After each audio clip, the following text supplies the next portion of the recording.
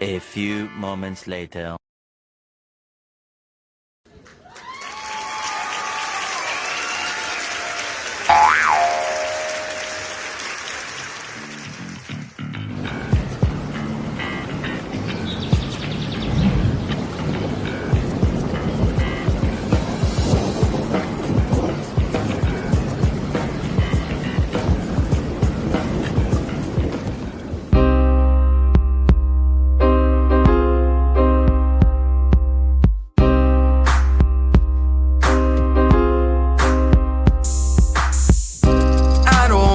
Being out in the cold, and I don't mind not knowing where to go, but I mind watching faces in pain, seeing them cold and hungry left in the rain. I don't mind being out in the cold, and I don't mind not knowing where to go. I'm watching faces in pain, seeing them cold and hungry left in the rain. Yeah, I don't mind the path that I had to walk, and I don't mind all those words that I had to talk, and I don't mind all those flings that I had to fling, and some of those words I spoke I just had to sing. I just had to bring the best that I had to give, and being tested by these blessings that I had to live, changing dressings on the scars that I had within.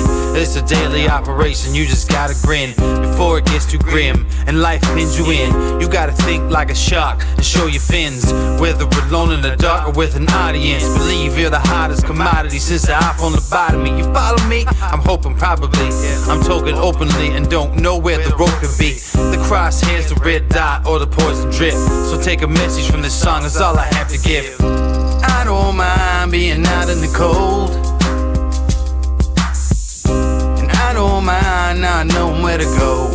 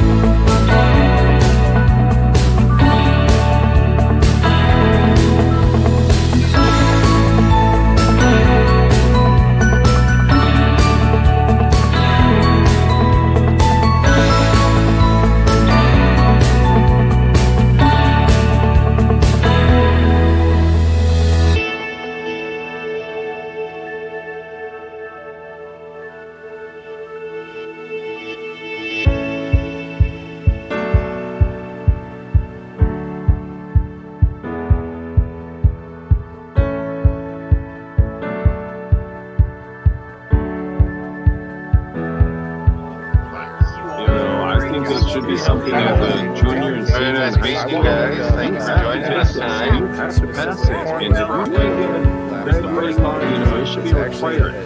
One of them required credits. It's plain and simple. Balancing a checkbook, learning how to do the dishes, learning how to unplug a drain set.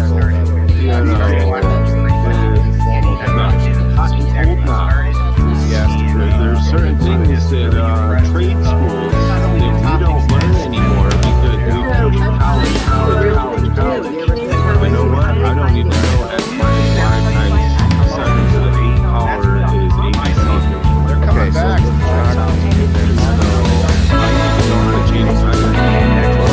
need to know how to develop it.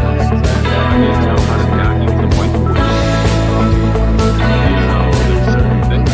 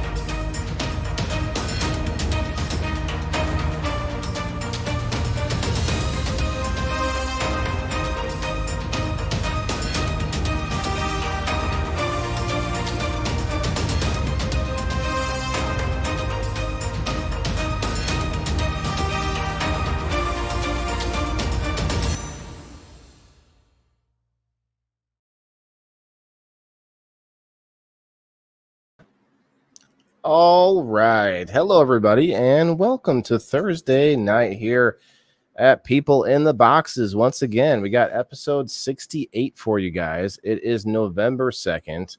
It's going to be a good one, guys. We got a great month planned for you. We've got a lot of big topics we're going to be hitting soon. And, of course, the seasonal stuff and mix all in there with a little bit of fun and entertainment, you know. So tonight's topic is counterculture. You might think of that in different ways, and everybody might actually have their own opinion. So before we get into it, share the show with your friends and smash that like button. Get on over to the Rumble. I see Terry and Eric over there on Rumble, guys. Definitely appreciate that. And appreciate everybody consolidating in. We got 23 awesome people over on Facebook. So if you're wondering where everybody's at, looks like most everyone's at my page there. But hit that like button wherever you find us and share it out. Thank you very much. So what I'm thinking is counterculture. You know, I've always said my son was an anti-conformist, you know, which in my head, I'm thinking whatever it is we want him to do, he wants to do the opposite. So I don't know if that's too rudimentary of a thought of tonight, but it's kind of my idea of counterculture. It's sort of like whatever the norm is what you're sort of countering in a way. And Steve-O might have a differing opinion. Steve-O, what's up, brother? What is your thought on counterculture tonight? Well, in my opinion, I have to try to kind of decide what counterculture actually means first. And when I think of it, for me, it means to go against the grain, let's say, in order to not follow what you're being told to do, perhaps, could also be one thing as well. And using your own mind, your own freedom. And I think that in that case, it would be kind of a anti-hero in a story in a way, someone who goes against the grain, goes against the culture, and still gets the job done. You know what I'm saying? In a hero's So, sense of it. okay. I think so. Well, let's hear what Kim has to say about counterculture. What's up, Kim? How are you tonight? Hey, what's going on, Yeah, guys? what do you think, Kim? Well, to me, Hi. counterculture, I hear what you guys are saying. You're talking more on an individual level. When I think of counterculture, counterculture to me is a movement that's kind of underneath the dominant culture of something, Hmm. and it's counter to what the norm is. Yeah. Kind of like the whole hippie movement back in the 60s is considered a counterculture. Does it have to be an op? Well, we'll get into that, but so that's a good point to think about it more on the macro scale of things. Um, is that what you were thinking about so far? Was that your angle? We'll pull up Jason and see what he thinks. If you're done, sorry, I don't want to cut you off. No, that's Yeah. okay. Hi, Misty. We got Jason in the house. What's up, brother? Going How are on, you? everybody? How's it going, man? Going good, going good. Good. You know, I was kind of on the same page with Kim. You know, I was thinking more of the civil rights action, the more of the feminist movement, LGBTQ2 plus. You know, I was thinking more of that. You know, and definitely the hippie protests and things like that. So I was Okay. excited about when I seen that you guys had picked that topic. We have a lot of people in the generations where several of them movements actually happened. You know, so they hopefully will be able to come up and share their experience with several of them movements and what they believe this counterculture definition is.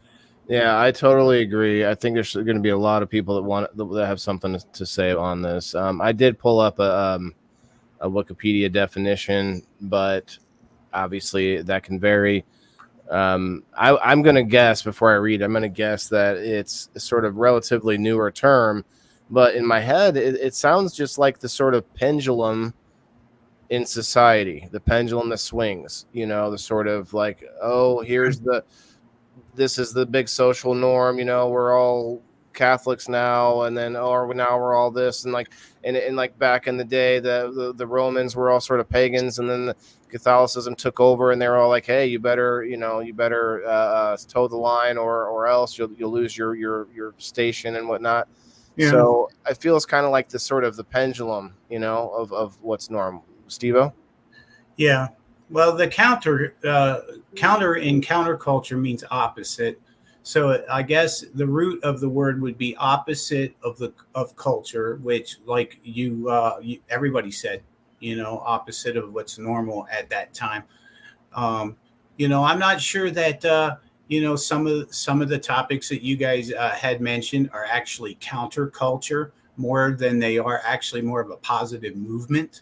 Rather than being underground, it was more of a voting situations and everything in some of those situations. So I think it was not I wouldn't call it a counterculture, but I would call it a culture, of course.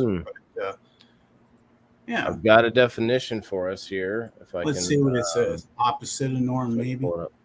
Well, opposite of the. I'll have to hang on. I have to pull it back up on the screen here.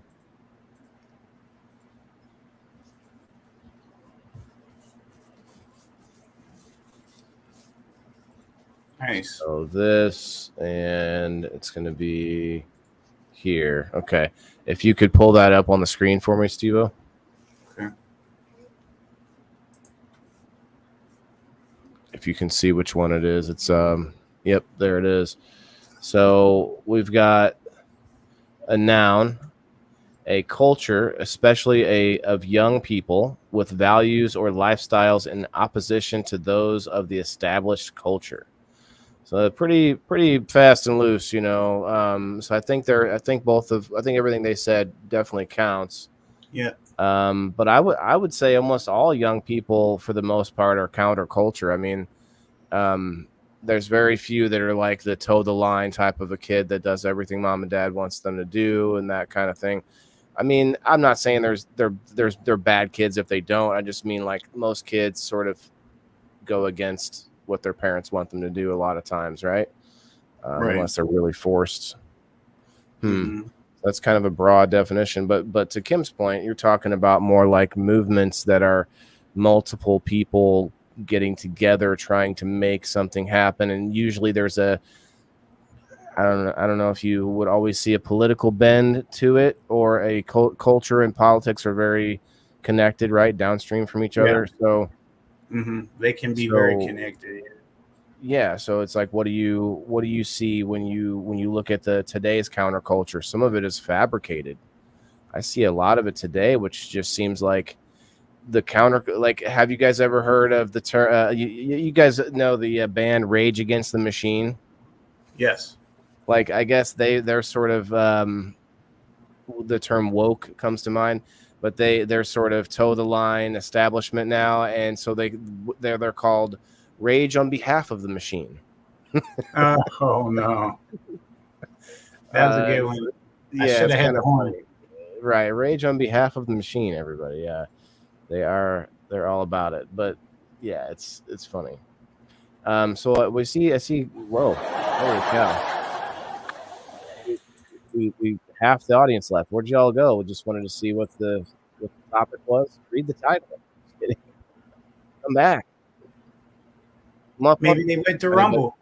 Right, they went to Rumble. Come on over. No, that is not what happened. Elisa, Charlene, what's up, guys? Come on up and share with us if you like. What's up, Tiffany? Well, we both have 6 viewers on Rumble right now. There we go. We're talking. That's double what we got on Facebook. Speaking of machines, this has really been helping me so far tonight. Boy, I can bounce around. Okay, we can talk about that a little bit. Steve-O got a new computer, you guys. Let's go. Oh, yeah. Sure did, man. They had a benefit the other night for me and got me a pretty good bulk of what I needed to, most of what I needed actually to get a new machine that I needed in order to stay streaming and start my business. And this is definitely going to be a big deal. So from the bottom of my heart, I'll always be grateful. Thank you, guys. I love you. Everybody who helped out. Oh yeah, that's pretty cool. They did that for you for sure. You're going to be using the hell out of that. Oh yeah, definitely. I been setting it up all day, doing updates and stuff, and it's running smooth, nice and cool. Having no issues with StreamYard tonight. It's been great. Things are faster. You can like click stuff and things like, oh, hey, Yeah. there it is. Ooh, there it is. Able to make videos now, able to use Canva and all kinds of different apps that I wasn't able to use before. And it's definitely going to be a game changer for you, boy. Everyone's bringing up the hippies. I would venture to say, Grease Lightning. Yeah, they were counterculture. I mean, come on, man. The greasers, you had the leather jackets. Look at Elvis. With the hips swaying. Oh yeah, man. That was not normal at the time.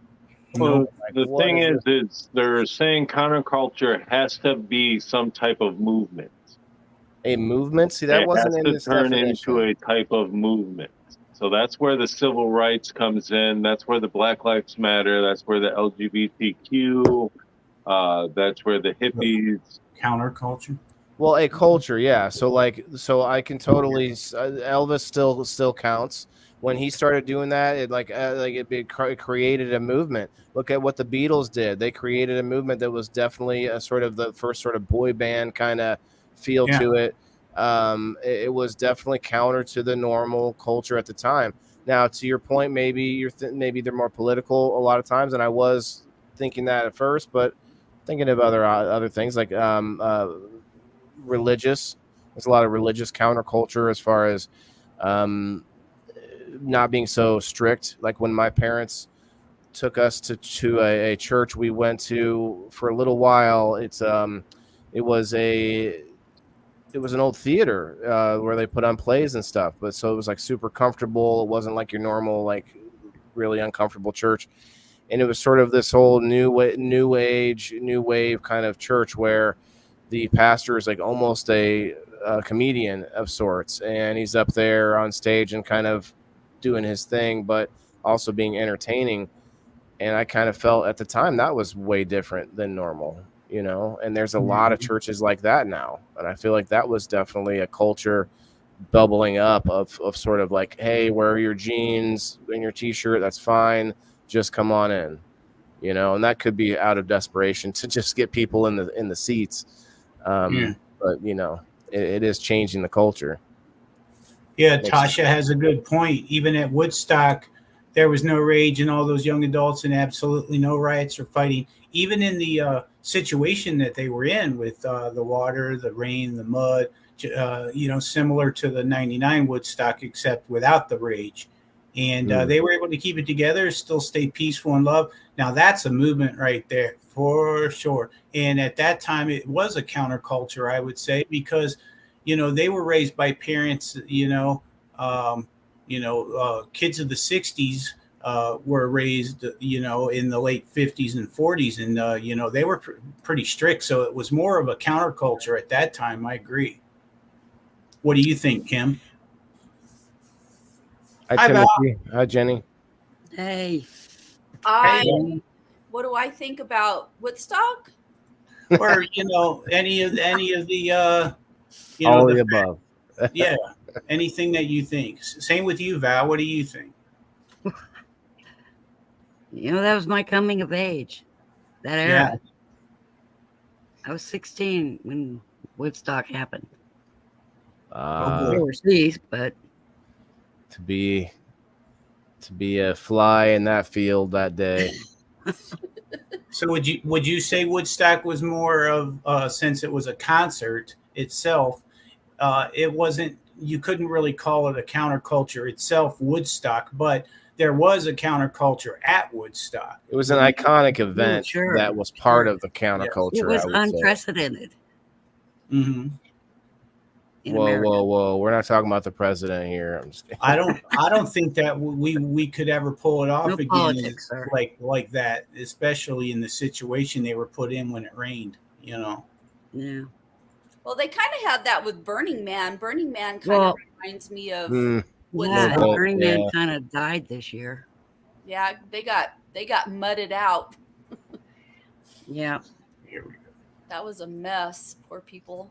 Yeah, that's crazy for that, because that's very rare for that whole thing, for that to have happened. And I always thought it would be cool to visit Burning Man, but man, that would not be fun, man. You're like, there's nothing around there. Like, it's not a town.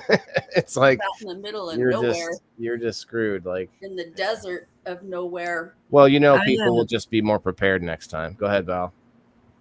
I camped out in the infield at Daytona 500 one year, and that was unreal. Cat KS, come on up. Cat's got over 10,000 followers, everybody. Go check her out. Good for her.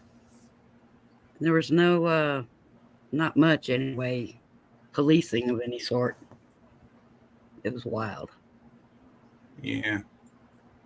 I just, as a teacher, as a high school teacher, I just sit back and I watch a lot of the things that go on with these high school kids that I work with. Oh, bad. And, there's there's a lot of influences. You know, one of you guys said something about politics, and you know, politics is a normal part of life. It's the way that we order our lives. And Yeah. you know, a lot of times we get it caught up with the political machine, but politics at its very basis is just how we order our lives, how we live amongst each other, you know, in a civil society. And Yeah, it's what I, every part of our life. Yeah. yes, it is. You know, Unnecessary evil. the Hi, Charlene. smallest unit of government is the family. Yeah. You It's like a know? corporation too. I like that thought too as well. True. Yeah. Government or like a Hey, business. Charlene. Yeah. But Hi. I sit back and I watch these kids, Creative. Hi. you know, Okay, I and don't it's know if you like can see my new hair. I got new color now. I figured I'd put the light it on for a blue? minute. Oh, snap. lovely. Let's, So it's dark purple with the blue now. here, I'll Okay. put you in the slightly bigger box here. Okay. There you Okay. go. See? Oh, girl, look at that! Looking like Sweet. one of these vibrant And flowers it's from got that the movie. V in the back so that my hair comes forward this way. Oh, It's a I whole new see. cut. Right. It pushes it all forward. Okay. It looks wonderful, Okay, Charlene. enough of that. I just wanted to show it off. It's very cool. I haven't got my pictures from my hairdresser yet, so I haven't posted it yet. Mm. Creative, you're right about that. Kim, I'm sorry, I think I cut you off there, but you're right about the influences of the kids these days. You don't even know. It's like half of them aren't, or they're not organic. They're not organic, sort of from the youth. Like a lot of it is just like manufactured from tech and from other entities, like, you know. Well, today when I was at work, I was sitting there as I was Silos. doing my work, and I was thinking about counterculture, you know, and I found this article, and one of the things that it said about, you know, counterculture of today is that there's still a desire for liberation. Liberation has been a big thing probably since the 50s.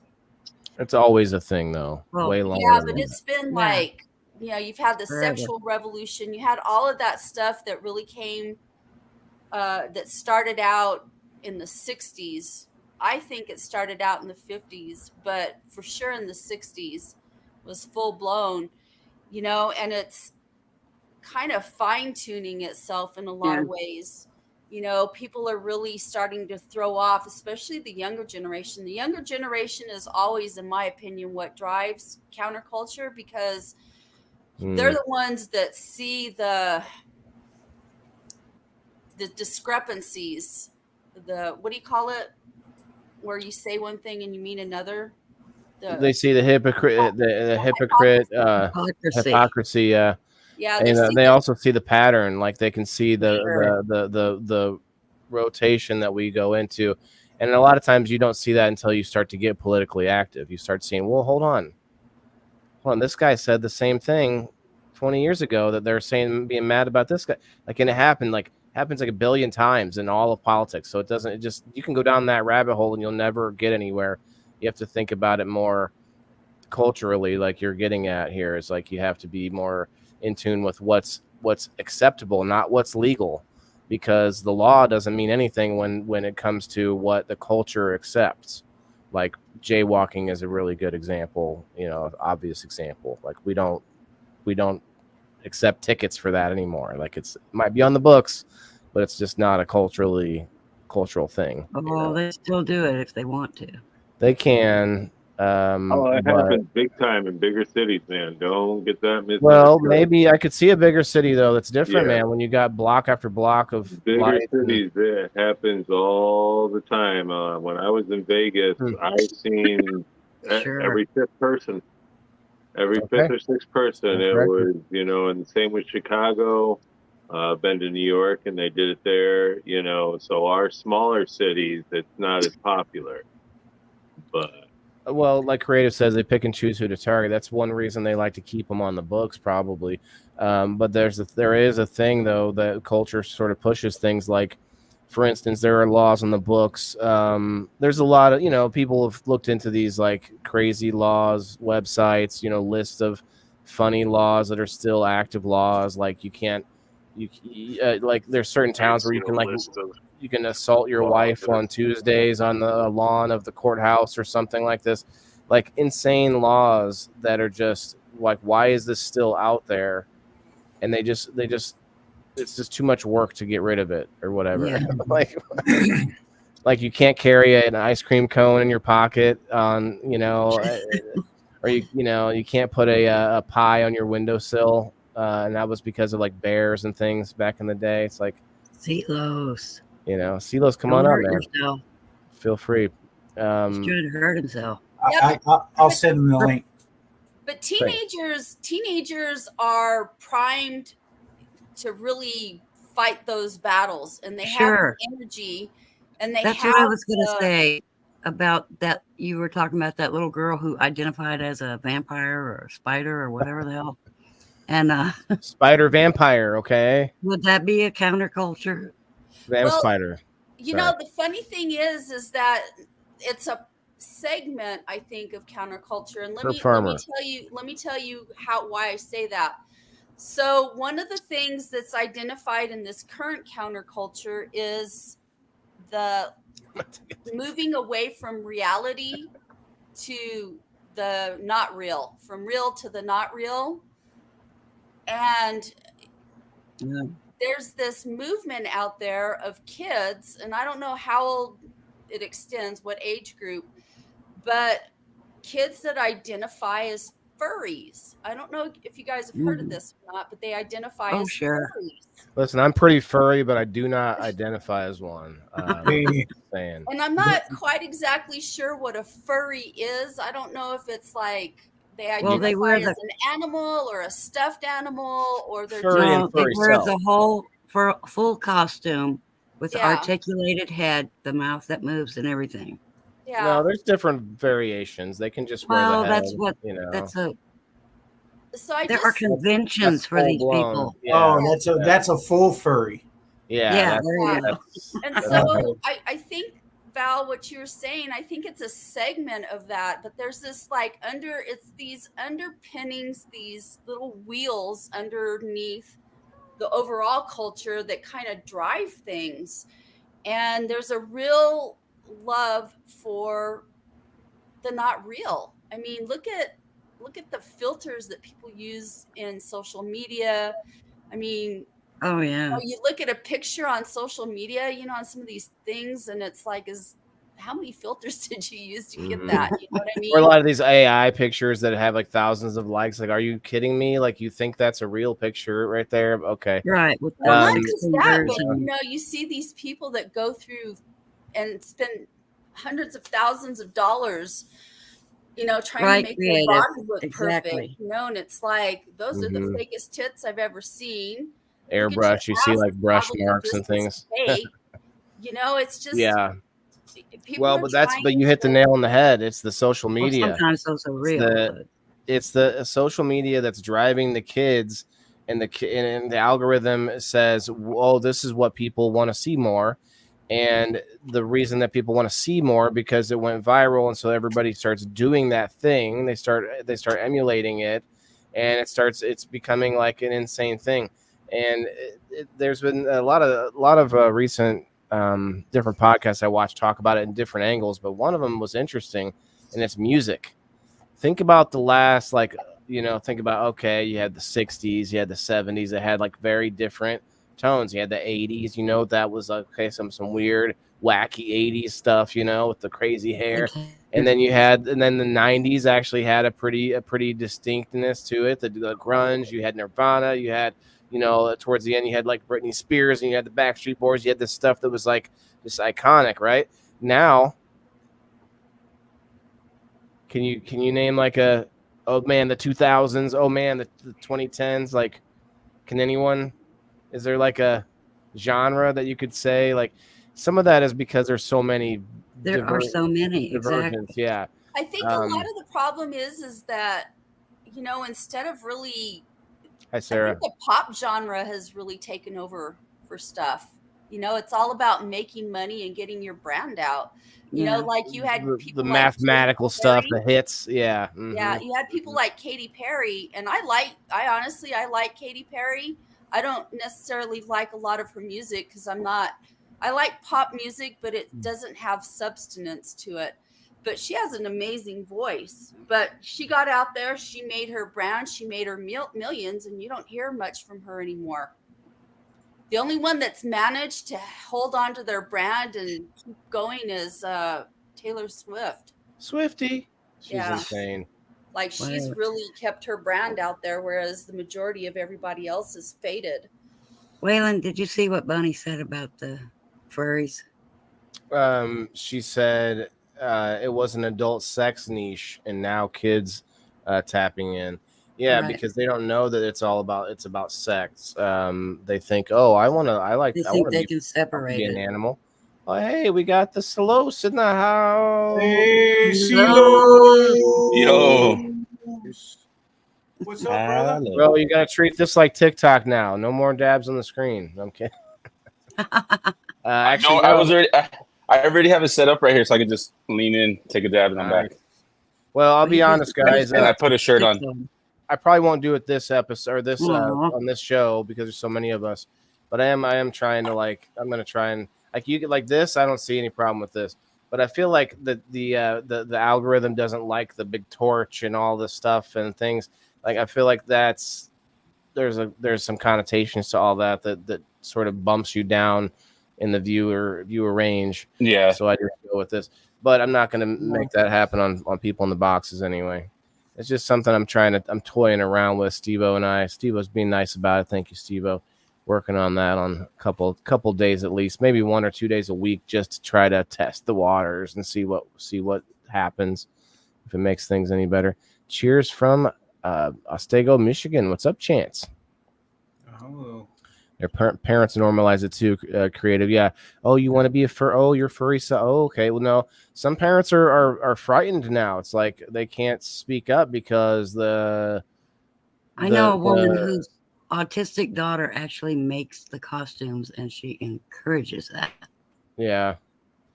Well, it's like, oh, they think it's make believe, but it's like that. There's a lot of deeper issues with it. I get it that you want to, as an adult, do what you want. Identify as a tree, whatever you like. But I think parents just don't know how to parent anymore. I feel like a lot of this stuff is because they don't.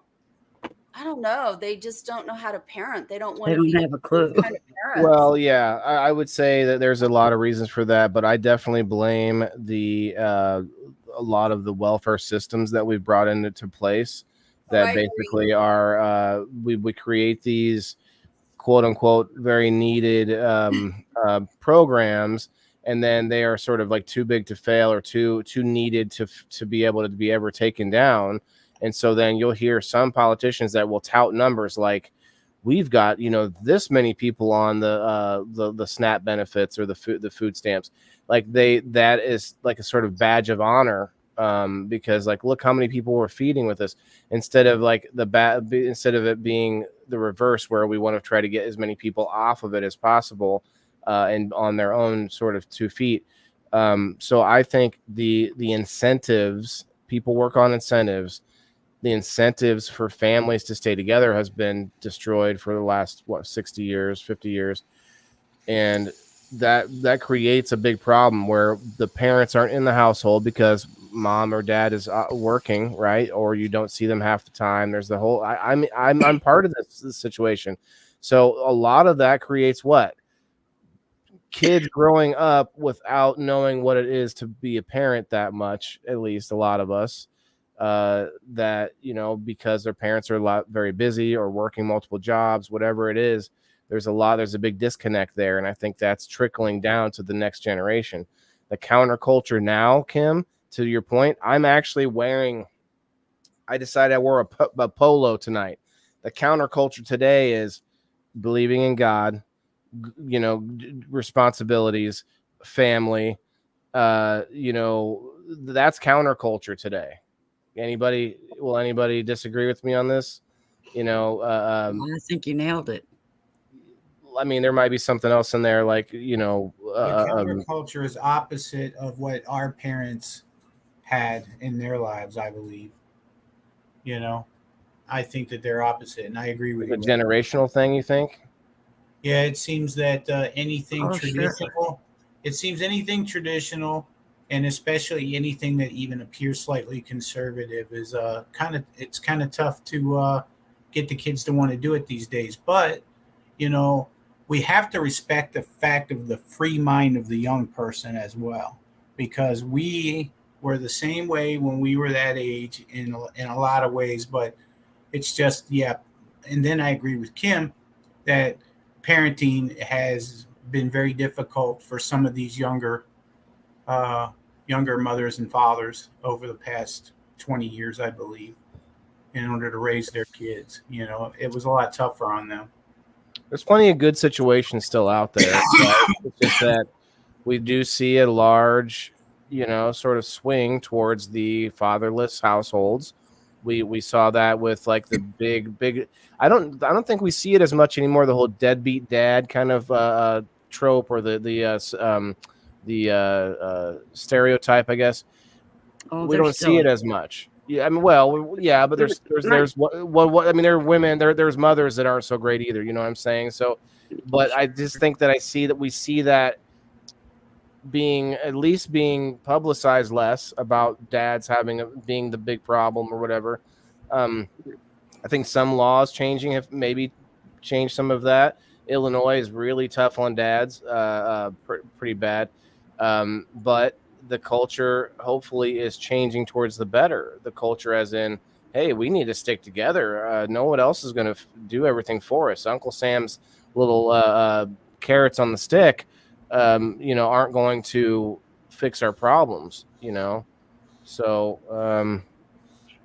I was raised with, my parents were strict and involved in my life and whatever. Of course, I went out and became a hippie, but that's beside the point. Huh.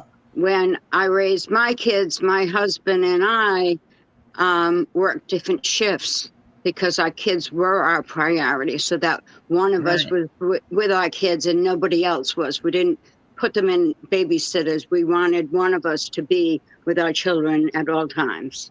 Sure. And that worked out pretty good for us. You know, I've got 2 college graduates. You know, they're not the most wonderful people in the world. Well, one of them isn't, but, hey, life goes on. Yeah. People have different personalities and they grow up different personalities. So, Yeah. Some are ungrateful brats. yeah. but yeah, there is I mean, something to I be said stepped out about- because of the rigidness. Of course, I became a hippie. I got married, and of course, they couldn't say anything. So me and my husband were hippies. We were, right.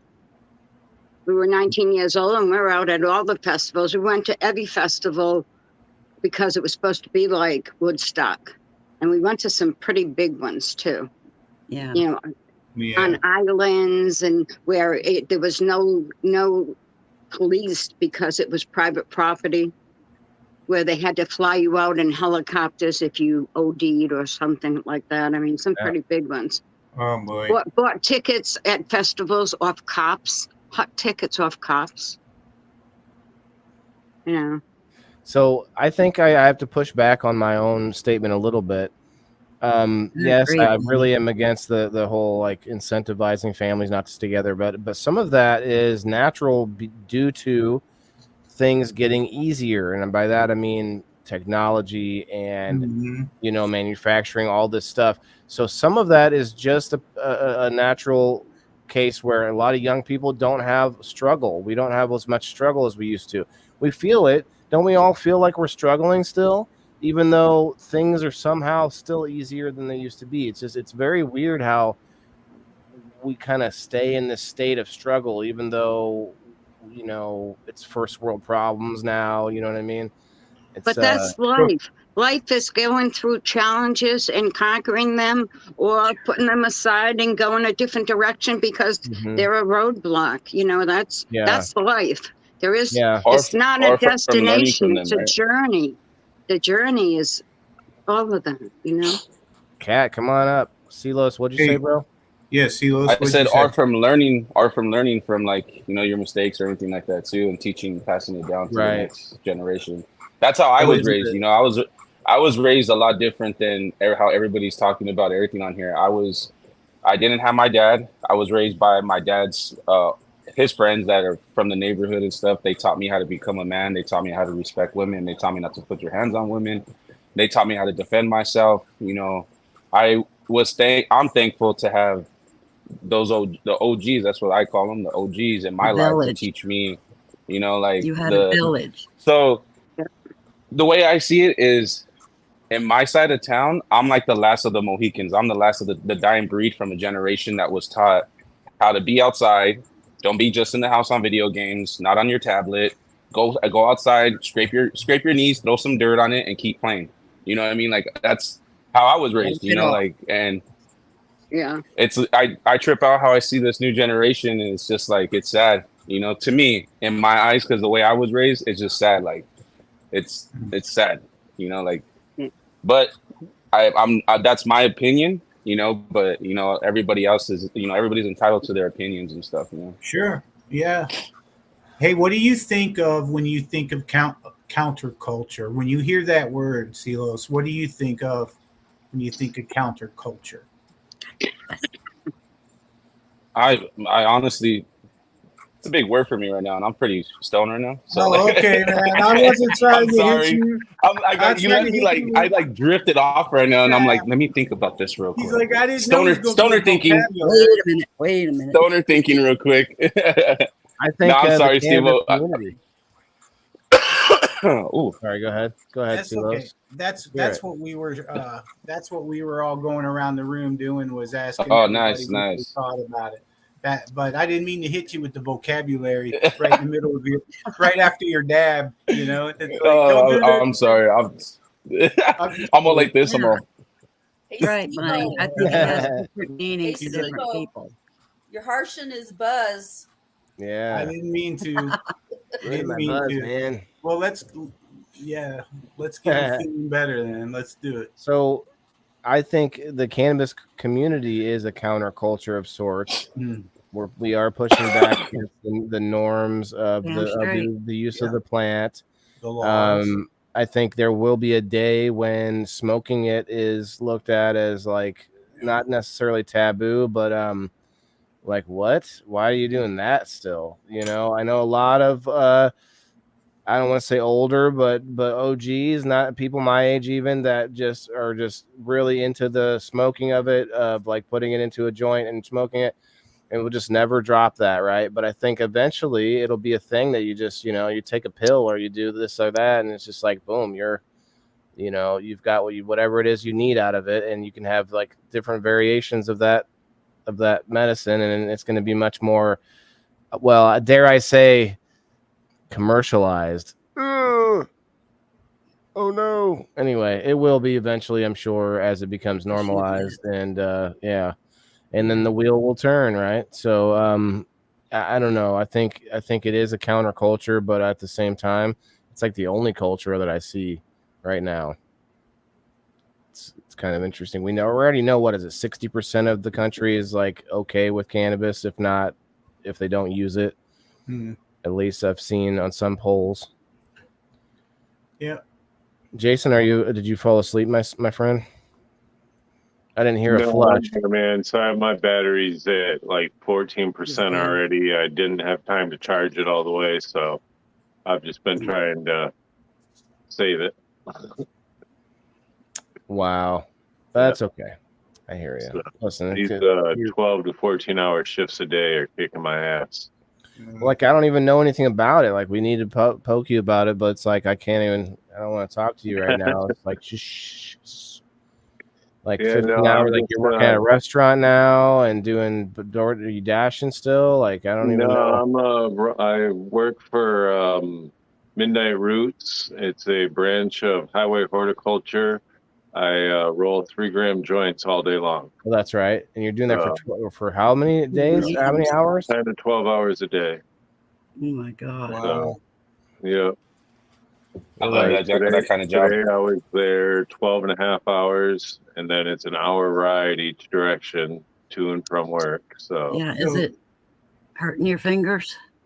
Not Your yet. fingers Doing like pretty good permanently so curled far. up, like you Doing just like pretty good so far. from the steering wheel and from the joints together, just like. It's probably weird doing it without being able to spit on it, though, isn't it? Yeah, oh, definitely. It definitely is. Today, when I was here sitting at the house getting ready to roll my joint, I was looking for my paintbrush and my glass of water because we use the paintbrush and a jar of water to seal everything. There and I'm you like, go. where the fuck is it at? And I'm like, oh, yeah, I'm at home. And just went and licked it real quick. Was like, You should. I think that's a good habit, man. And get into the paintbrush and the glass of water thing. I think better. oh, it definitely is. Definitely is. I mean, I guess for yourself is different. Burning Yeah, your if own it's just spit. you. I like to burn and inhale my own spit. No, let me. I don't like got to even one take a sitting blunt here from people somewhere. at Let me parties go and find stuff. one. They take the paper and the whole thing has been in their mouth. Well, during flu No. season, I wouldn't hit a joint after anybody or a bowl or anything right now. I would only have my own at this point. Val's got the answer right there. Just for the I got winter. one right here, Waylon.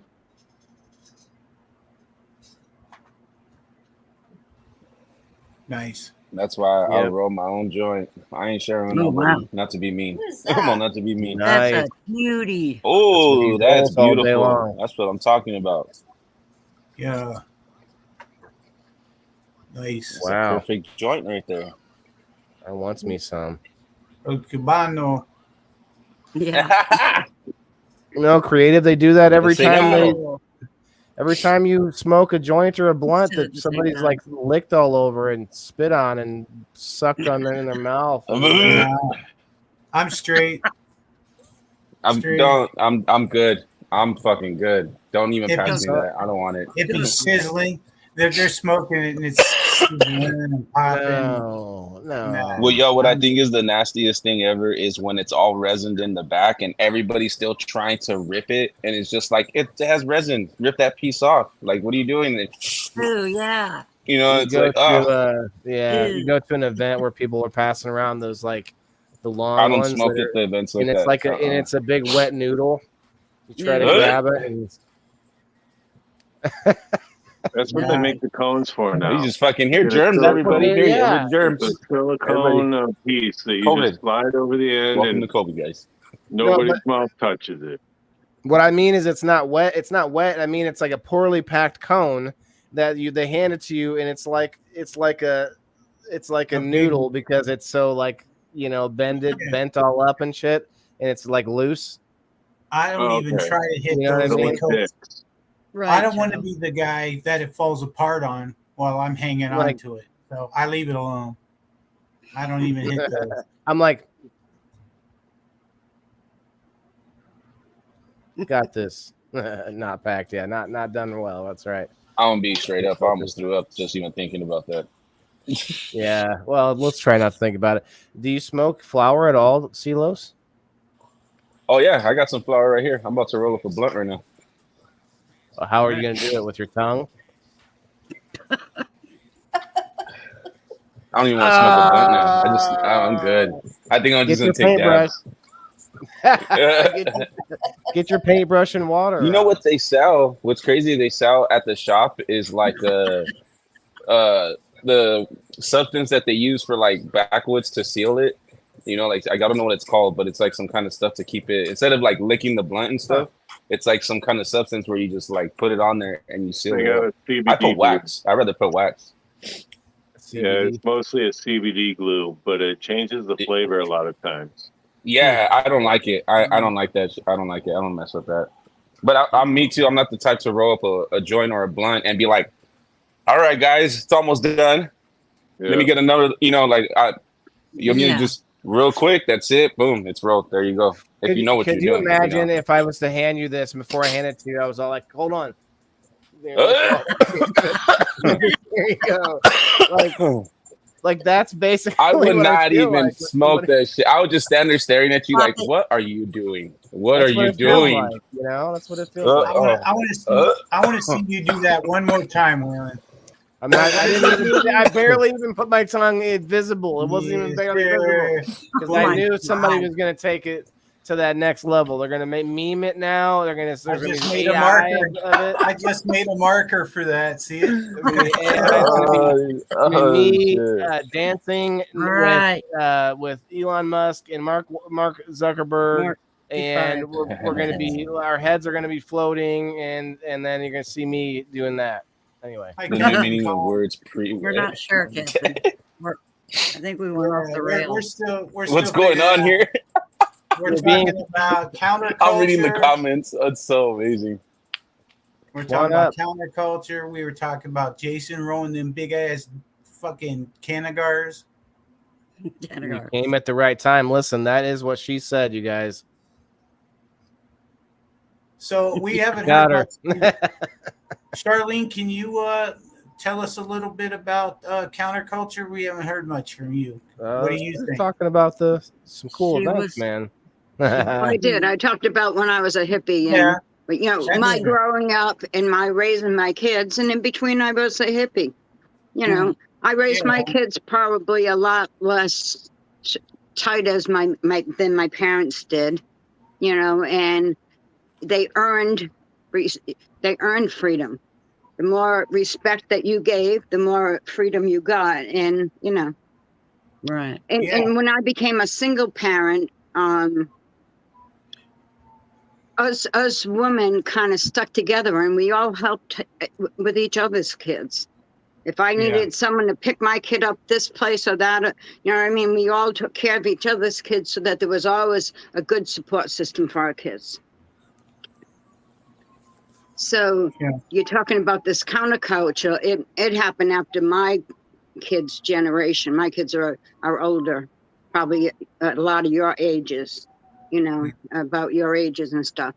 You know, my older daughter is, you know, she's taken on a lot of the good work ethics from her mother. She's been told, you know, the same things I've been told in my lifetime about how I worked and whatever. So I think that that the whole process worked well. It didn't ruin me to become a hippie in the middle of all of it. You know. Right. Exactly. Well, can I say something before I lose my courage? No, go ahead. Go ahead. Never mind. Come on. Lose your courage. Oh, what was courageous? Are you going to tell us about Woodstock?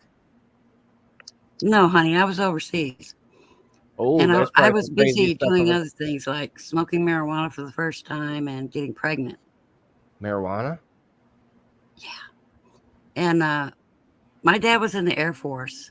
And to add insult to injury, we were Roman Catholic, very strict. Mm.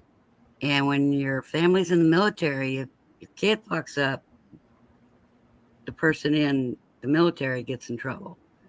So we weren't allowed to even say certain words, do things. And then, of course, the Catholicism comes in there, and we were all just, you know, little goody two-shoes. And that's when I rebelled, when I hit about 16. And I got pregnant, and I had my son 3 months before I turned 18. Mm-hmm.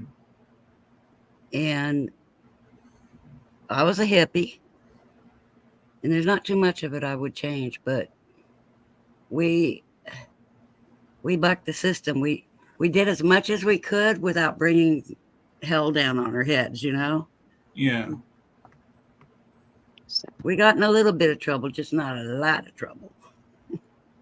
Well, that little bit of trouble that we those can you guys imagine the things that we got away with when we were younger? If we tried that shit now, we never would have gotten to the second or It the would be third. impossible. Impossible, bro. Impossible. I wouldn't. You guys wouldn't know me. Well, I wouldn't know anybody. I would be locked away forever. I've been in prison already, locked up. Yep. Everything we did would have been on social media right Where'd after he we go? did it. Come back here. Can you imagine being in high school nowadays? It's like, Jimmy, I told you not to post that. Dang it. Yeah, I know, My right? mom's gonna see that. What's up, ganja lovers? It's When got I to be got tough. Come on up, Brandon. Come when on I up. got Come on up. Sorry, go ahead. go ahead, man. That was it. I just wanted to say That was the last one. With all the social media, there's so many more ways to spew hate, and that's got to be Oh, so yeah. tough on kids today. I can't imagine. There's one I Hi, just Michael. rolled. Oh, Dang, getting good at that, bro. Oh yeah. That thing looks like a big old spaceship just floating through the air.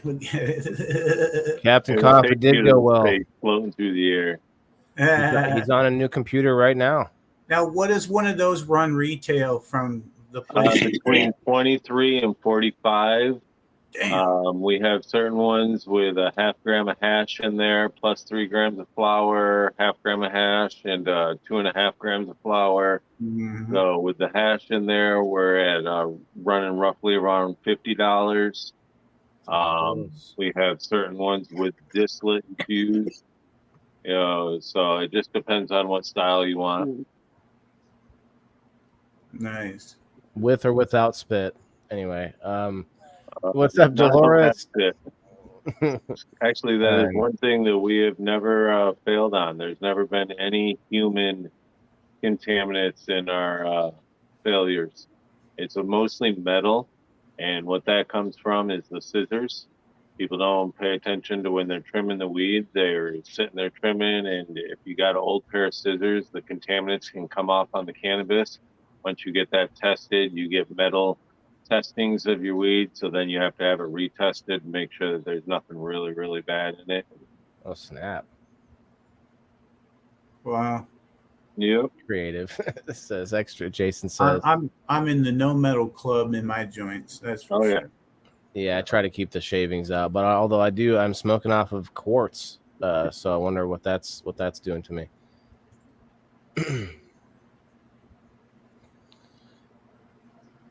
What's up, Mandy? What's up, Michael? We got Smashley over on the Rumble. What's up, Smash? Hey, if you're still there.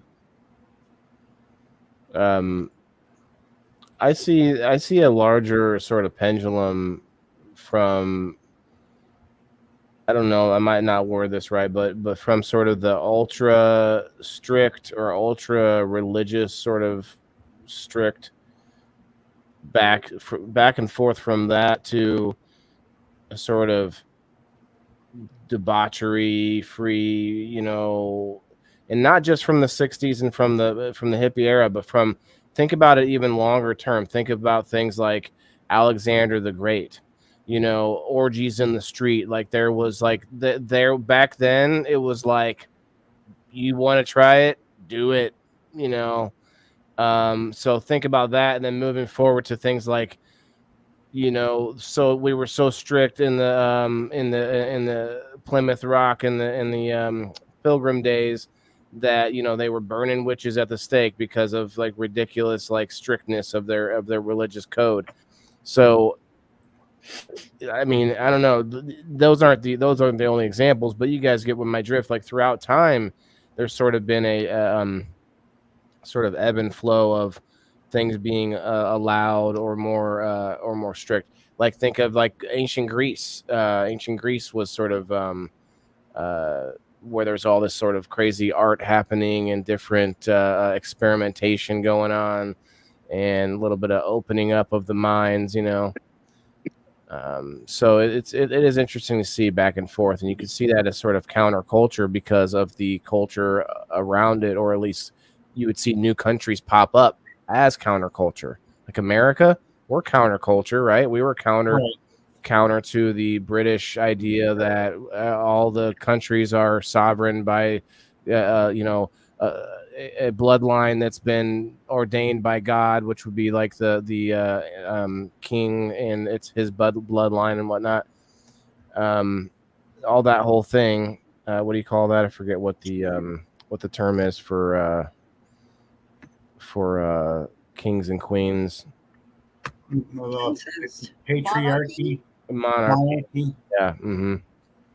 Yeah. Anyway, You get my drift. We were sort of counter to that at the time. So yeah, and like Wayne's saying, tater tots. You know, tater tots were counterculture to the French fry. I mean, if you weren't into France, if you weren't into French things, you know, you had to come up with another way to eat those potatoes, right? If you're from Idaho, and you're producing potatoes, you're thinking, how about tots? You know, tater tots. And it's like, boom, there you go. $1 million idea right there, Wayne. Monsieur, tater tots. And then there's crinkle fries and crinkle cut, you know. curly You fries. got steak fries, you got curly fries, Wedges. You know? Wedges. Oh, forget about it. Wedges. Are you kidding me? Yeah. I go with the natural cut, man. Just a nice potato cut up into slices. That's like a steak fry. It's more like a steak fry. Yeah. Okay, yeah, that's probably correct. What about like hash browns? You guys are into yes. Can they be country potatoes like cut up into small or like shredded hash browns? Shredded. Hash browns. You know, the shredded is good too, especially you get that the eggs sunny side up, you know. I like the chunk potatoes, the hash browns. Okay, the country fried or not country. Is it country fried? No, Speaking that's of that, I gotta country potatoes. I think they call it. I gotta jump off here. I gotta go start cooking. Sorry, Home you guys fries, talking about they food right call now. I forgot that I had to go fries. cook. Get it. Tonight we are making. I'm making protein burgers. So it's pretty much ground beef, cut up onion inside, maybe 4 or 5 eggs, breadcrumbs, and then one bottle of barbecue sauce, smoked what is it, honey smoked barbecue sauce or something. Barbecue it's sauce. like a barbecued Salisbury steak or meatloaf. Oh, it's so good. It's like a It's so good though. Steak. It's like like a meatloaf. There you go. I was thinking of the word right now and I couldn't figure it out. I'm too stoned. But much love, guys. Appreciate everybody. And I like barbecue sauce on my meatloaf. Love you, Silos. Later, brother. See you know you, what I buddy. like in my meatloaf is my mom did this a few times where she would mix mozzarella cheese into the meatloaf inside of there. You know, forget about it. Never tried. Forget about it. Wayne, you're welcome to come up, man. What's up, Cullen? Shout out potatoes. Yeah, that's what I'm saying, man. I got potatoes growing out my ears down here. I got sweet potatoes and regular potatoes. Right. Elisa May. Sweet potatoes are counterculture to potatoes for sure. I mean, like sweet potato fries, that's a whole new thing now. That's a whole new thing. Sweet potato fries are the bomb. Here comes Kim out of left field. Kim woke up for the sweet potato fries. What? Sweet potato fries? Where? They are delish. You know what would be good? Oh wow, I just thought of this, and I've never seen it anywhere. Sweet potato fries, and instead of ketchup or anything, you get like a melty, like marshmallowy, like you like the mellow cream, like warm it up, you know? Because you guys have ever done like for like Thanksgiving. Well, like for Thanksgiving, my mom would do a pan of sweet potatoes with marshmallows on top, right? Right. No? Anybody? Yeah. Right. So think about sweet potato fries, dipping them into that marshmallow cream. Come on. Yeah. Gross. What do you mean gross? Are you kidding me? Why? We just agreed that there is a very common dish, and Jason's the chef here, where you have sweet potatoes and then you sprinkle marshmallows on top and you bake it, right? That is disgusting. I don't eat that. I don't know. I wouldn't eat it either. You wouldn't eat it? When it comes to Thanksgiving, so good. My mom made it. You guys be nice. When it comes to Thanksgiving food, the only thing I eat are the mashed potatoes, the roll. Oh, so you're picky. I am very picky. Oh. And if it's got a weird texture and sweet potatoes not only have a weird texture, but they're like super sweet. I can't stand it. It's too sweet. I'll give you a counterculture for Thanksgiving. People are starting to do other things. Like we're going to do fried chicken for Thanksgiving, or we're going to do, something else. Other like non-turkey, non-traditional Thanksgiving dinner is sort of a growing thing, right? For me, I'll be honest, I am not a fan of the turkey. Me either. Blech. It's always just like it's fine for like a few Turkey minutes, breast. right when you cut that bad boy open. Maybe there's a good piece in there that's like nice and still good. But then 5 minutes later, that thing is drier than I want mine the second day. I want a turkey sandwich. I don't Yeah, want to eat that's turkey the the first best. day. I don't eat turkey the first day, the second day. It'll probably be the third or fourth day that I'll decide to make a turkey sandwich. the Yeah. leftovers is such a big thing. You know what? I'm so like tired and like over it by the time I leave that I always forget to like load up a bunch of like containers for the leftovers. Timothy on the Rumble says he's wailing the indoor farmer until he takes himself and his self-grown sweet potatoes outside. Then he's wailing the outdoor farmer. Timothy, I was the backdoor swami, and I changed it to the outdoor swami. Is better than backdoor swami, but semantics, like Wayne was saying. Captain Koff says leftover turkey sandwiches are the best. Like you could, what about taking that turkey and like making like a turkey chili leftover? I don't know, all kinds of things. I like chili. I like the white chicken chili. That's counterculture to the regular chili. Those you regular chili fans out there. Chili. I The like best the part white of the chili. turkey is the skin. Who said that? That would be me. You're saying this? I hate turkey. I think I don't eat bird, period. You don't like poultry? I actually had a ostrich burger once, and it was like very dry. It was very dry. Wasn't bad, but it was very, very dry. I used to eat ostrich sticks. You got them in flavors, teriyaki, whatever, and they're a very good source of protein. I don't know much about the nutrients, but it wasn't bad. It tastes like chicken, right? I draw the I've line done at everything to chili. lose weight in my lifetime. Yeah, the poultry is pretty low on fat, so and that's a thing. That's a thing too, man. The counterculture right now is like being healthy, trying to be healthy anyway. It's like instead of going, oh Exactly. no, just do whatever feels good. It's like, man, I'm trying. I really do it. Like my one thing I got going for me is that my son really loves vegetables. So I thought, man, if I can just keep growing things that he eats and that I eat, then I'm doing something positive for us. Whether I sell it, whether I make a dime, And I think that's counter as well right now is being more self-sufficient, self-sustainable, and that's why I'm trying to pushing the boulder uphill, right, Steve-O? Yes, right up the hill. Sisyphus. That's why we do the show at night, guys. It's because we have some competition out there, namely things like the Tonight Show and like Colbert and Jimmy Fallon and Conan and I don't know, is he even alive? I don't know who else. Johnny Carson. Johnny Carson's been dead for a long time. Oh, has he? Oh, okay. Yeah, a long time. Let's see. What the heck world are you living in there? All of the late night. What's the chin guy? Leno. Leno, but he's not in there Leno. anymore. Yeah. Okay. How about what's the other guy's name? Letterman. But there's this Letterman, thing called yeah, the DVR. I can watch every one of them by DVRing them. I can record, I think, like up to 9 things if I do primetime stuff. I don't know. There's a way to do that many. I don't do that many, obviously. So Wayne says certain Yeah. counterculture. I don't watch any commercials. Yeah, right. I hate Wayne, come on up, man. What are you doing? I will record and watch. Better stop before I turn into a dirty old man, Captain. I sent him the link.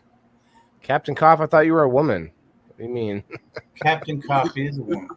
Oh, she's gonna turn into a dirty old man. I feel that way when my son luckily likes big vegetables and keeps increasing him.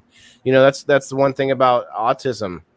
I know it might sound weird to you guys, but with autism, like he is not going to fall into the same traps as a lot of kids that get sucked into like Facebook or a lot of TikTok, whatever it is.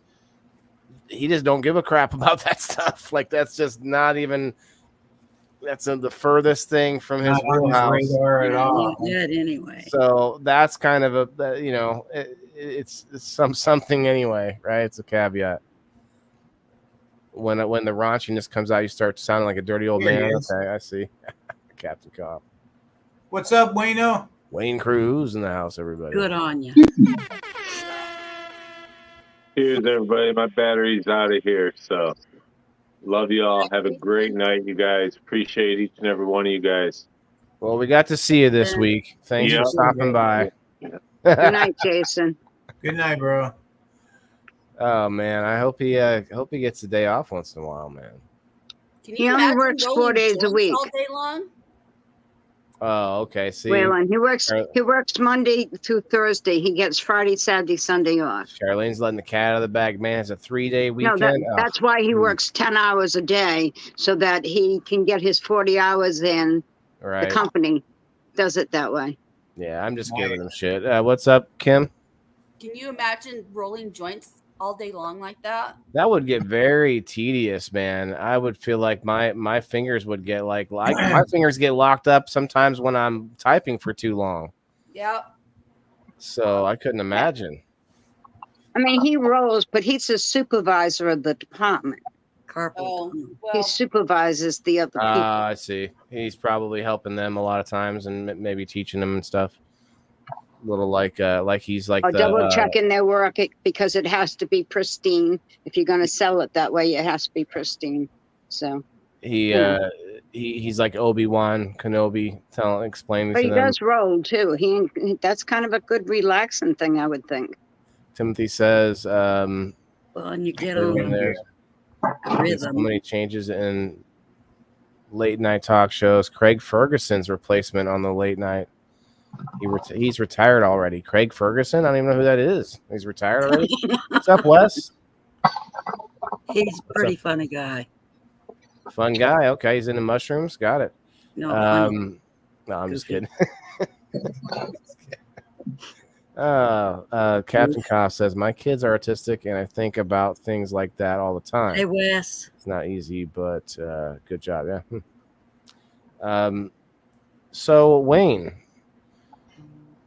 we've been getting everybody's opinion as they come up, and I think it's a good tradition or good like structure to have. If you come up, let's hear what you think about. What does it mean to you? Does it just mean to be antithetical to everything, or does it mean a sort of a movement that bubbles up out of like necessity because of pushing back against the social norms and all that stuff? I'm by nature, I'm a child of chaos. So I'm all about anarchy. I always have been. I do believe in a sense of balance. It usually figures itself out. Mm-hmm. I think that, I don't know, I kind of like ho-hum through shit lately.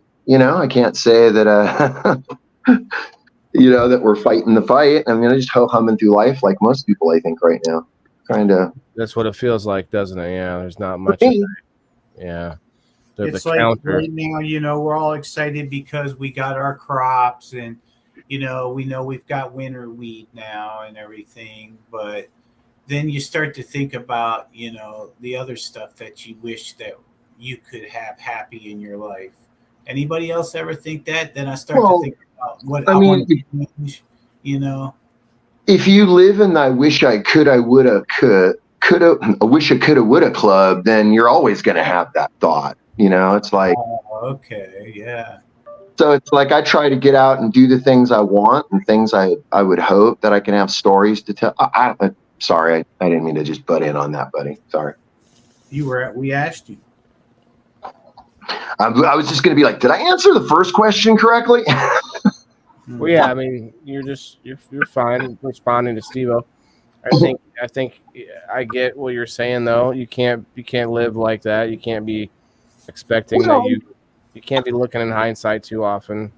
Yeah, because all it's going to do, you can't. Well, it doesn't build trust. Doesn't build your heart. You just got to learn and have a good time. I think that's what life's about. Experiencing, right? The experience is the point. Yeah, I think Yeah, hell yeah. it is. Like, what happens if you get all the way to the point where, it's time to go, and then suddenly you wake up and take these glasses off and like, wow, that entire life you just experienced was all like a simulation that you were in for 2 minutes. I think when we live in fear, that happens. I agree with you, dude. I think people have this weird, like, how they want to perceive their life, and well, you're right. But imagine that though, if it was like an assimilation, that'd be deep. Some people think that is the whole point of the DMT release when you die, is that it sort of like your life flashing before your eyes is basically time slowing down so much that you have that time, have like the ability to sort of rehash everything that you did. So it's an intense thought, but that's pretty heavy. Yeah. But that's another thing about the counterculture, is people getting more deep into psychedelics and the exploration of what it means, not just the, hey, let's get effed up. Like, I don't like, no offense, ladies, maybe ladies, you can give me the what for on this.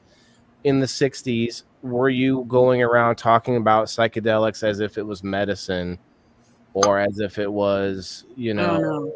I was scared to death of it. It was more like, let's get effed up, right? It wasn't like, oh, this is a therapeutic thing, let's walk through it like with. It was something you did among friends. You didn't tell anybody your business. Like someone was asking, did I join this group and that group back in the day? And it's like, no, you kept your business to yourself.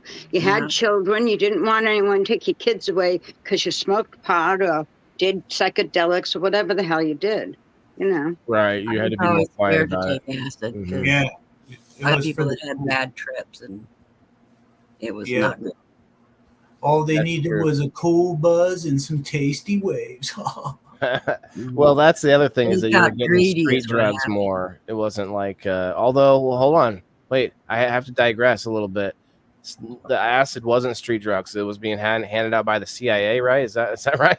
So I think it was probably cleaner then. It was Timothy B. Leary. That's funny. Mr. Leary.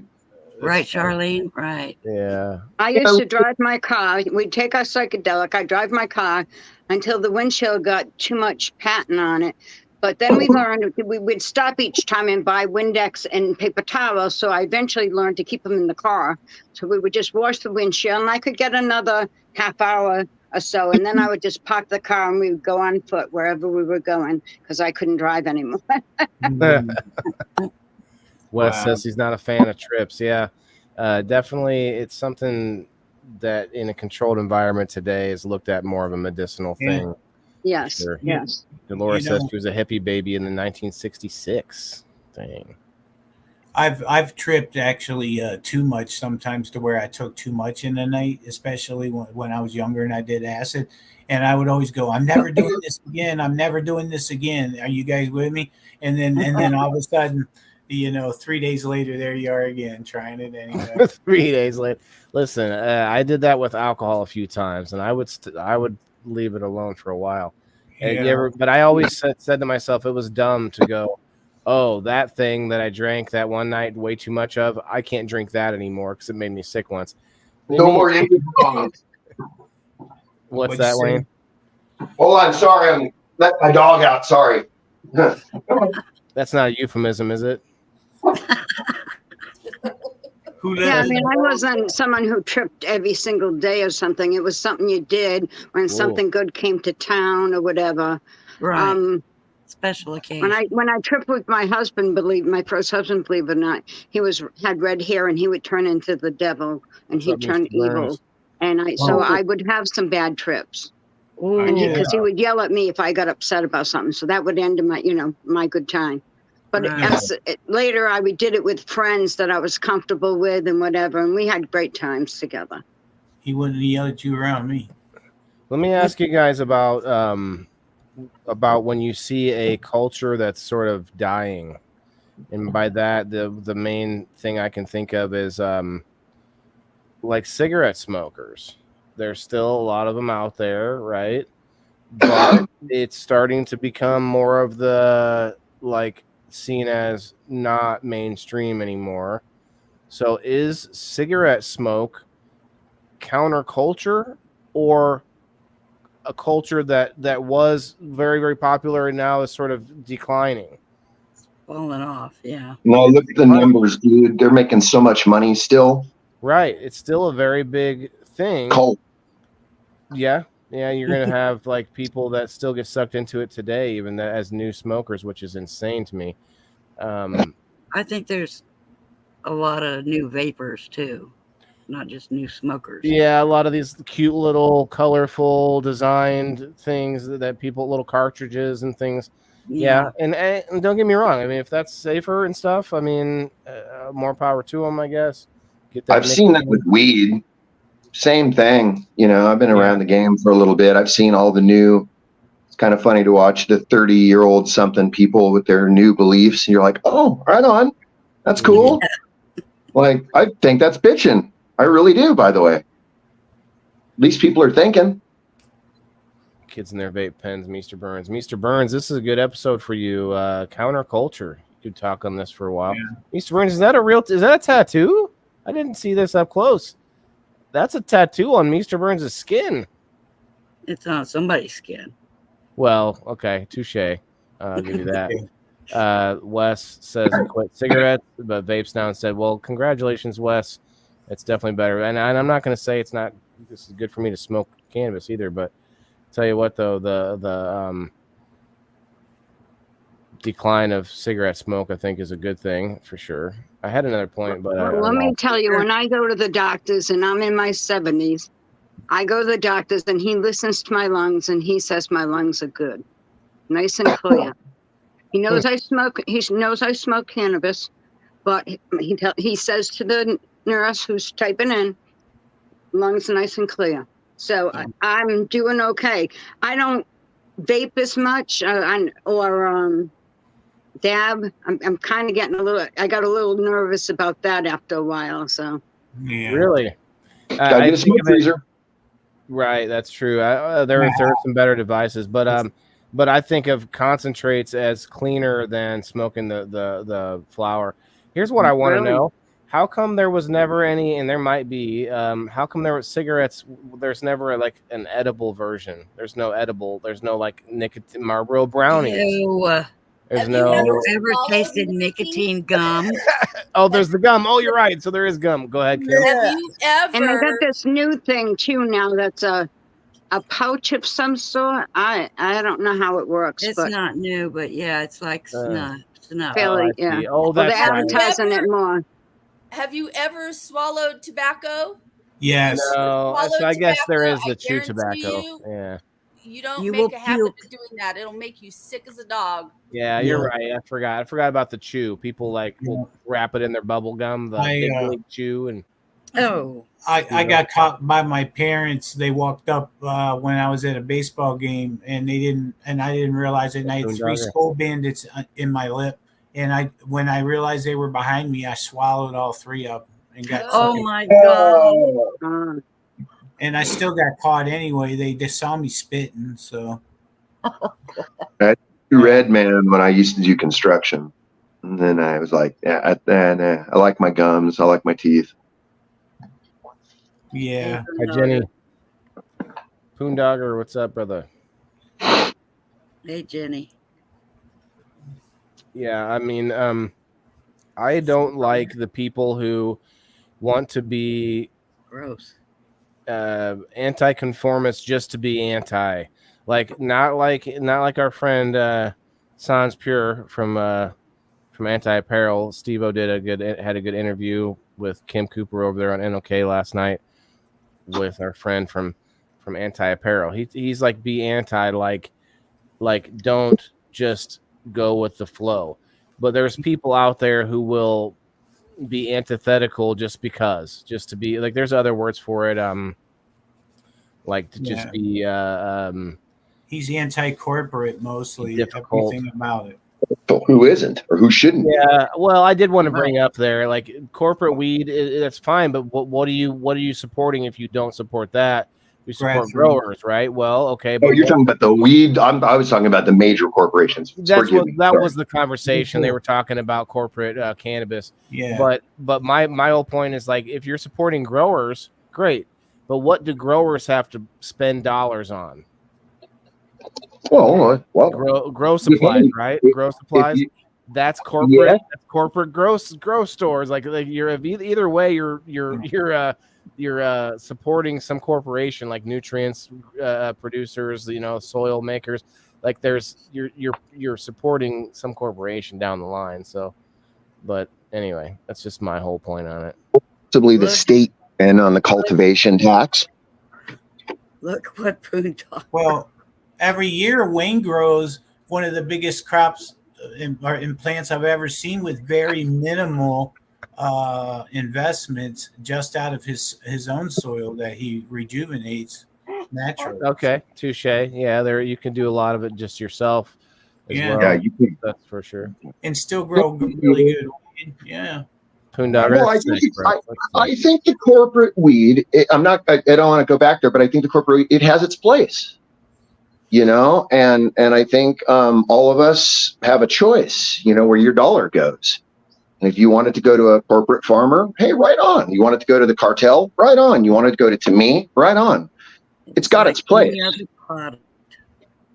Exactly. Unfortunately, you can choose the gas station you go to, but you can't choose the distiller that makes. Excuse me, my dog is going insane. Please forgive me. Come on. It's all right. I'm sorry about that, guys. Melanie, how are you? Is this how you feel right now, or is this just from the conversation? She's like over here puking in the comments. She read what Poondogger wrote. Oh, right. That's good stuff, huh? Yeah. But yeah, so something I learned about, at least a dispensary that's nearby me, they actually purchase from craft growers. So like that is us, so that's a big thing. Now you can also get within the menu, look at the corporate weed and look at the craft growers. I like that about it. What kind of dog Wes says? Mine. He's a York shit. So he's a weird breed, but he's going insane. He's a senior citizen and he's losing his mind. He's a shit sure. A shit. Yeah, he's not a Shih Tzu. He's like a shit. Sure. Yeah, I don't know. Yeah. He's one of them. He's going insane. Okay. Yeah. Okay. If it's a Yorkie, that could be like a shitky. York shit. That's him. Sorry, York shit. Mm-hmm. Come here. Melanie, how are you? Dementia, maybe. Okay? Doggy dementia. He's got dog dementia for real. Come here. Go down. My poor Dookie is kind of getting there. He came up to me. Oh yeah. Dookie. Duke came to me twice the other day in the same day and just started peeing next to me. What's up? Oh no. This guy's definitely afraid of the dark. That's what Chico started doing. Time for a belly band. Yep, he wears a belly band at night and stays close to me all day and all night. Even more than he ever did before. Come here. Okay. Last night he looked at me at the first time like he never knew who I was. Oh. He was like, "Oh my God, who are you?" And I was like, "Oh fuck," just like my mom and dad. This is crazy. Timothy, you're there, but there's 10 other people watching. You're just the only one commenting right now. Rumble roll call, guys. Get on over to Rumble, y'all. Come on. Can't hear you, Cam. Come here. Belly band. Look at diaper for boys. Yeah. Oh, for boys, it goes around the belly and the pee-pee. It covers. Yep. It covers the bazooka. Yeah, this guy. Yeah. I had to put a onesie on my dog. I had to wear one of those. She does. My little girl dog does. Yeah, my little girl dog figures out how to slide out of the diaper, so we have to put her in a onesie. Where this dude too, he's really thin. Oh. I don't know what to do for you. I don't know. Sorry, guys. I'm sorry. Timothy's like got me thinking. I think I'm alone now. I'm not gonna. I don't want to. Yeah, I don't want to be too good. I might get copyright claimed. Not fine. And I also don't want to get stuck in everyone's head either. Everyone around. Oh, sorry. Oh God, Melanie. My pup wears them when we go in public because he'll mark everything. Oof. Yeah, that's rough. Yep. Put one Yep. on me for the same reason, Poondogger says. Wow, Poondogger.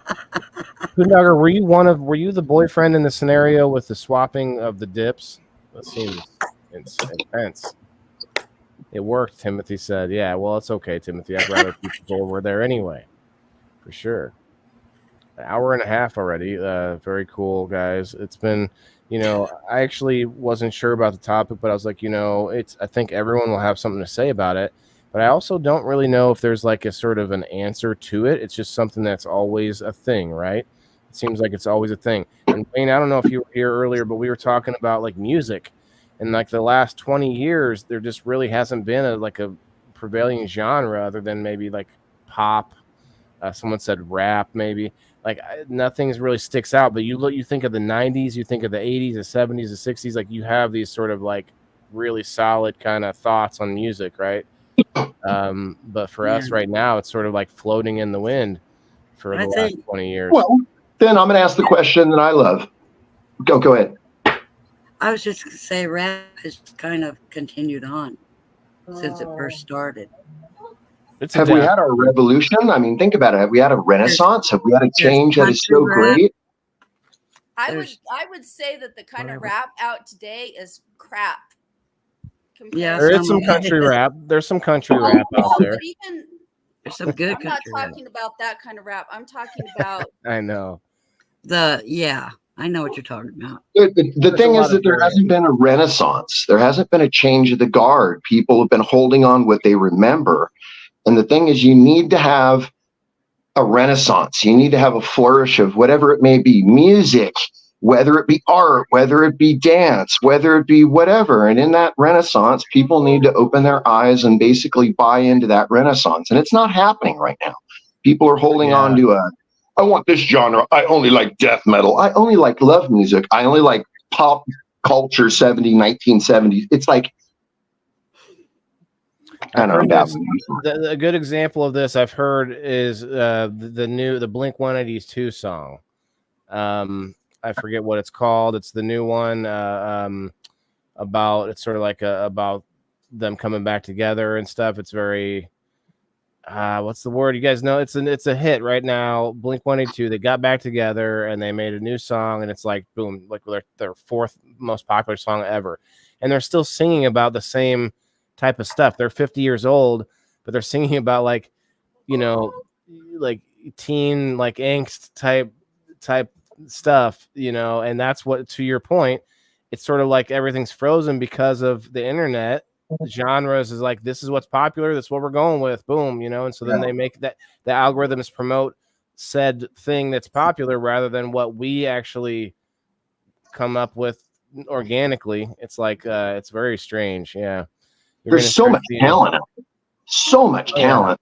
It's stupid. They can't break through because like it's all set up sort of cookie cutter, like the word algorithms used too much, but that's what it is. It's they have this sort of mathematical, I don't know if that's actually a word, I used it twice, but this mathematical, I think that's right, like a formula, kind of like Disney movies, but they do the same thing with pop songs. They do the same thing with music now. They can just churn out. Yeah, they can use like Chat GPT and make a hit song, boom, in 2 seconds. It's like it's crazy. There's just no work behind it now. So it's very hard to know. It's very hard to know what the pulse is right now, to know like what people are. He wants to be up here evidently. It's hard to know what is going to be like the next cool thing. Tide Pods or like smacking each other in the face with a fish or something like that. Who knows? Somebody said the algorithm eventually is going to like 30, 40, 50, 100 years from now, you're going to see everything's just going to be corn and corn self.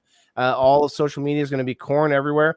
And it's going to be like the algorithm is going to be eventually going, okay, humans seem to grow a lot of corn. They must really love corn, right? So like, we're going to start promoting corn. and then eventually it's gonna, like everyone's just going to be talking about corn. Corporate porn. This was on Timcast. He was explaining this. It's kind of funny. It's just like it's just an example, because what it's doing is it's finding whatever we want to look at the most. And right now that's train wrecks. Think about it. When you drive past a car wreck, you can't look away.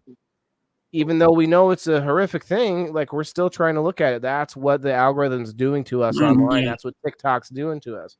So we can't counter that culture because it's being artificially put in our faces, and with it used to be limited because of the newspaper. Like, there was only like certain things.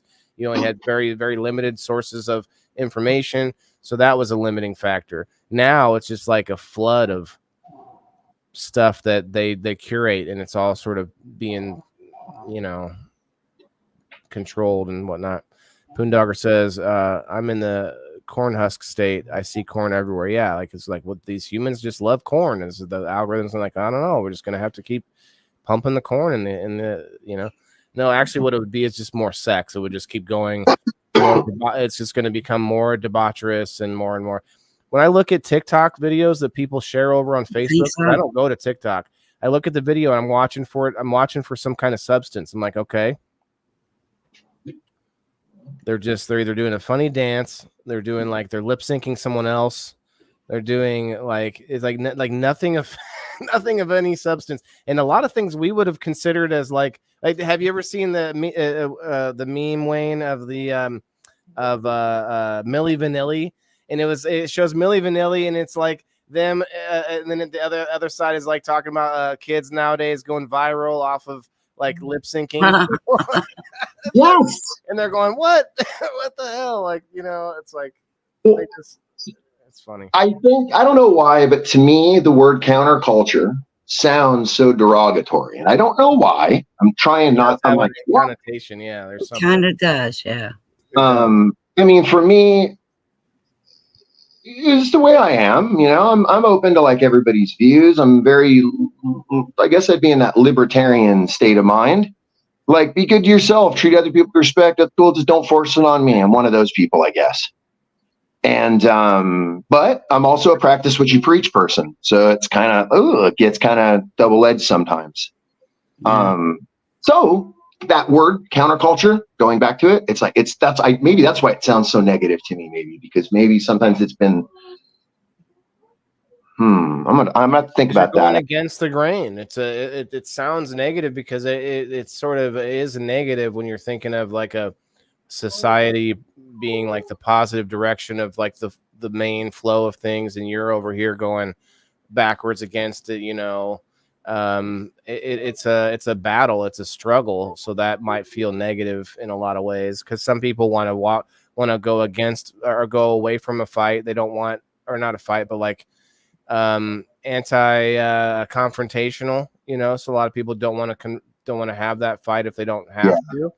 And some of us are like, you know what, I am going to stick to my guns. For me, that is when I go on live at all, I'm going to be honest about my beliefs, because I never wanted to be somebody that's coming up here and being like fake about things, like hiding the cannabis or whatever it is, like hiding my beliefs about whatever, so that's my thing about being counter to the culture of like just saying whatever it is that gets me more clicks.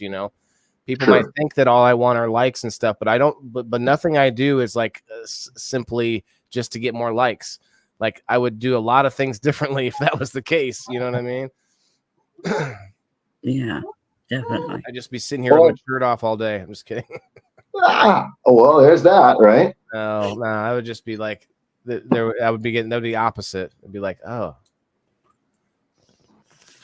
at least it sounds like my life. I don't have life like the Millers, though. I'm going to want to live in the way I see fit.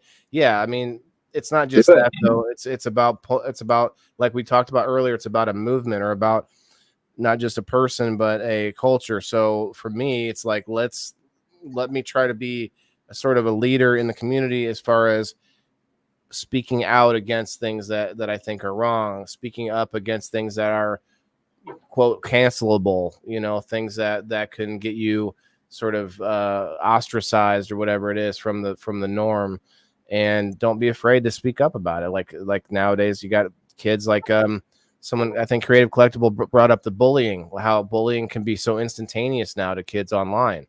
Well, don't be afraid of that. Adults either. Adults can get it the same way. Adults too. Adults are scared into self-censoring, right? I will not self-censor. That's why I keep telling you guys about Rumble, because I don't have to self-censor there, you know? One of these days. I'm gonna head out. All right, Thank Charlene. you. It's been a nice evening. Yeah, thank you. Have a good night. Good night, Charlene. Yeah, we'll probably be wrapping it up in a little while, but yeah, it has been a good conversation. Thank you for the topic idea, Kim. We're going to be getting into some other things soon, like finance, like everybody talking about their experiences with money and stuff throughout life. It's going to be a crazy one. Like, no, yeah. Well, I mean, but I want to get I'm going to get some friends on there about talk about crypto and talk about NFTs and things like that. It's going to be a good one. We also have coming up an episode on food. As long as we can get Jason's laptop to be charged up, then we can talk. We're gonna show Jason the chef, and then also Steve-O is going to do some cooking work that night too. I think all of us might cook something during that episode. It might be interesting. Yeah. That'll be a fun one. Talking about all kinds of food, weird foods, favorite foods. We kind of talked a lot about food tonight, man. That's everybody loves to talk about food. I think that'll be a really good one. Common thing with people, right? We all have to do it. We all have to, you know. Hey, I that's why I make no bones about it. Like, I'm not out here just trying to feed the planet because it's a good thing to do. It's also the best business decision. It's the biggest demographic of any business, any product in the world, and that's every person. So, like, yeah, there's no better, bigger customer base anyway. So I try to be honest about my win-win scenarios. Anyway, but you guys, thank you again. Thanks, Val, for hanging out. Kim, thank you. Good time. Steve-O, thank you. Everyone seems ready to go. You guys are about to pass out. Kim's ready to go. Kim's been working hard. You got you're out of one holiday into the next one, Kim. Are you decorated yet? Is the classroom like covered in turkeys and Oh, I don't decorate for Thanksgiving. That's no, dumb. why not? We have very little Thanksgiving songs. There's no Thanksgiving costumes. You know, like there's a turkey. Yeah, I am a pilgrim. And pilgrims. You can be dressed up as a pilgrim. That's it. You know, like and then there's the songs. Without Adam Sandler, we wouldn't have any Thanksgiving songs. You know, so I feel bad for Thanksgiving, but hey, what did they sang on those ships? The what? Oh yeah, the ships. Yeah. What do they say? What do they would have? You know, they would have sang some like Italian songs, right? So maybe they. I envision they just sang. Oh wait, no, Pilgrims, wrong voyage. Sorry. yeah, it's a different voyage. I think the Pilgrims sang about like cranberries and yams. You know, maybe. And tryptophan. Going to find us a local bird that can't fly, and we'll kill it. I don't know. Just kidding. Bob, thank you. Bob Johnson says, great show. Thanks, brother. Everybody, thank you very much. Jimmy Mead popping through. What's up, bro? Tyson Chandler, what's up, bro? Looking at my phone real quick to see all the silent but deadly entries. Thank you all for popping in. We're gonna be wrapping it up though, guys. Game night. I've already been working hard on game night. You've been muted for a while. I thought you would do that. I'm sorry. I will be right back. I didn't see you talking either, though. Whenever I see it happen, yeah, I wasn't seeing that when I looked at you. I looked at you a couple times. I would have called it out. I promise. All right, it's not your phone. So, anybody want to shout anything out before we get going? Let's see. Tomorrow night I have my IWK sesh, and that will be at 6 p.m. Central Time. Be there. Hell yeah! Check out the Friday night sesh with Sir Steve-O. I think they were singing "Row, Row, Row Your Boat." Yeah, that could be it, Timothy. But were they used to sailboats? They probably still had rows, you know. Could be. No problem, Lisa May. Appreciate that. Lisa May says thanks for the show. Well, thank you, Lisa May. You are welcome. Tell Joe Kelly we said hi. I didn't see Joe tonight. But yeah, thank you guys. If you haven't yet already, hit the like button, follow all of our awesome friends, and yeah, share us with your friends. Oops, I didn't hit that.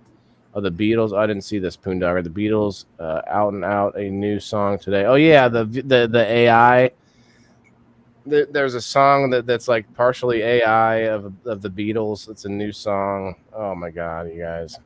Sacrilege.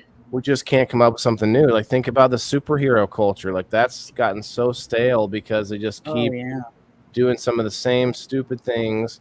They're shoving in their propaganda into the movies and know that nobody wants to see. Like the new Blue Beetle movie was just garbage as far as like they just shoved in a bunch of like stereotypes. Like, I felt bad for Mexicans after that movie.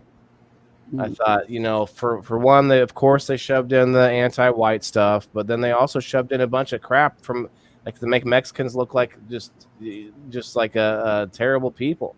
Like several, I could just go down the list, but I don't want to spoiler alert anybody. But yeah, the Blue Beetle movie by Marvel, it was, or no, DC. I'm sorry.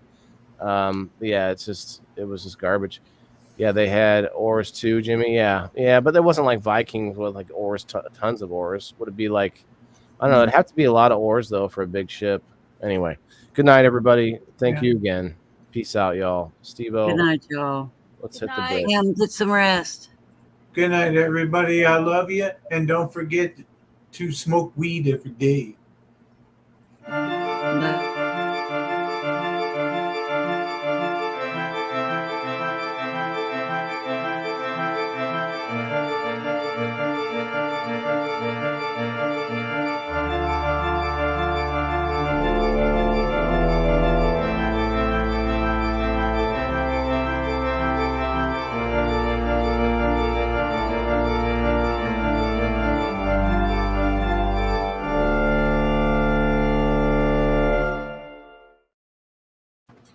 Good night, everybody. You got the echo that time. I'm getting echo too. What the heck? Good night, everybody. I'm an echo.